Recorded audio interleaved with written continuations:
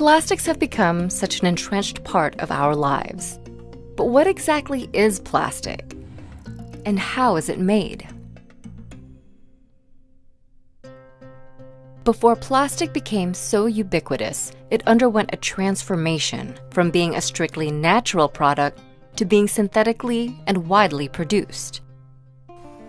Some of the earliest uses of plastic date as far back as 3,500 years ago, when the Olmecs of Mexico used naturally occurring plastics, sap from gum trees, to create rubber balls. During the mid-19th and 20th centuries, synthetic plastics like celluloid and bakelite made their debut and were used for decades.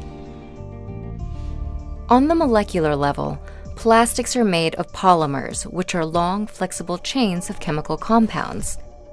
This structure allows plastics to be easily molded and shaped, especially under heat and pressure.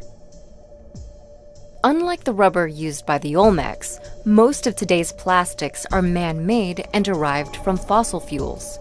Crude oil and natural gas are primary sources, as they provide a cheap alternative to plastic made from plants.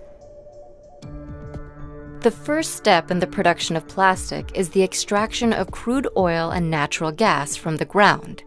From there, the fossil fuels are sent to refineries where they are converted into several products, including the building blocks of plastic, ethane from crude oil and propane from natural gas. Ethane and propane are then sent to a cracker plant to be cracked or broken down into smaller molecules. Ethane produces ethylene, and propane becomes propylene. Next, a catalyst is mixed in, which links the molecules together and forms polymers called resins. This structure allows plastics to be easily molded and shaped, especially under heat and pressure. Polymerization converts ethylene into the resin polyethylene and propylene into polypropylene.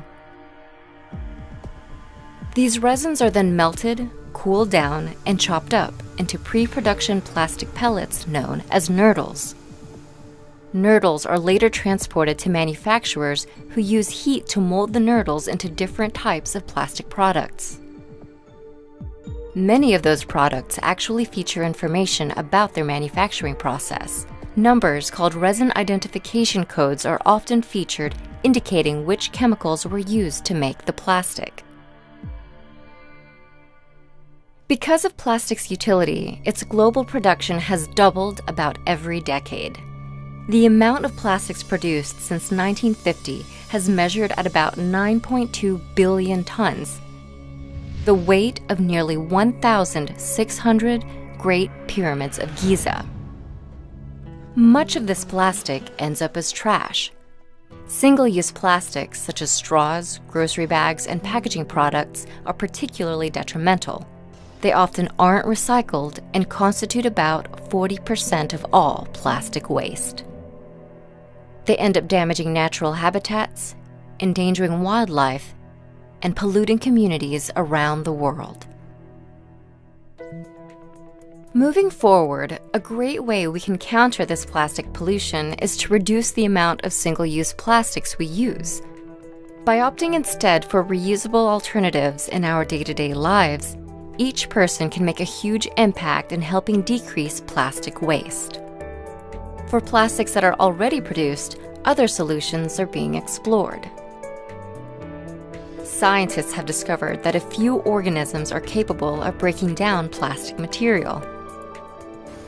Waxworms and mealworms, for example, can devour plastics and turn them into compost.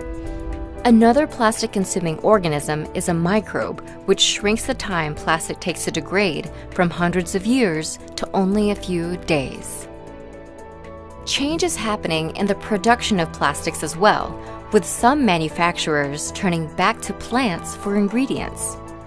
Called biodegradable bioplastics, these materials are as durable as synthetic plastics, come from renewable resources, and can therefore biodegrade. Even the rubber tree, the same plant used by the Olmecs, is once again being sourced for plastic. Today, the tree's latex is used to create a range of products, such as all-natural latex rubber gloves, tires, and mattresses. The rubber tree itself is now part of a global initiative for the natural and sustainable sourcing of plastic.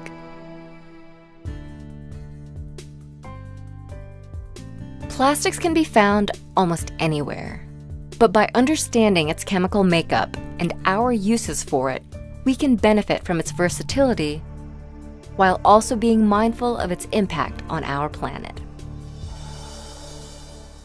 Take your pledge today to reduce single-use plastics.